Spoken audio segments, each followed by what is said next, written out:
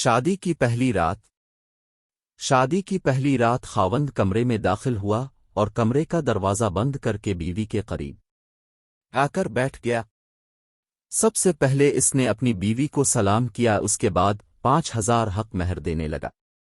بیوی نے کہا، میں نے حق مہر نہیں لینی، میں آپ کو معاف کرتی ہوں۔ خاوند نے دوسری بار حق مہر دینے کی کوشش کی، بیوی نے یہی جواب دیا۔ پھر خاوند نے تیسری بار حق مہر دینے کی کوشش کی، بیوی نے پھر وہی جواب دیا۔ خاوند نے وہ پیسے اپنے بٹوے میں رکھ دی اور چند منٹوں کے لیے سوچوں میں گم ہو گیا کہ کتنی توکل والی اور وفا والی بیوی ہے جو پیسوں سے زیادہ مجھے ترجیح دے رہی۔ اس کے بعد خاوند نے منہ گیا کے لیے بیوی کو 5,000 دی، بیوی نے منہ نہ دکھایا۔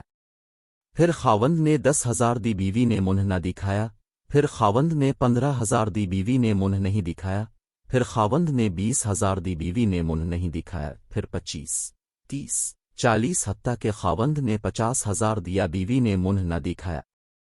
خاوند نے تنگ آ کر پورا بٹوا بیوی کے حوالے کر دیا جس کے اندر 1,00,000 روپے تھے، پھر بھی بیوی نے منہ نہیں دکھایا۔ خاوند نے بیوی سے کہا، آپ کو اور کیا چاہیے؟ بیوی نے کہا، ایک وعدہ۔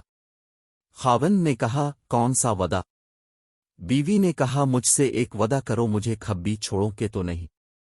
خاوند نے شادی کی پہلی رات بیوی کو نہ چھوڑنے کا وعدہ کر لیا۔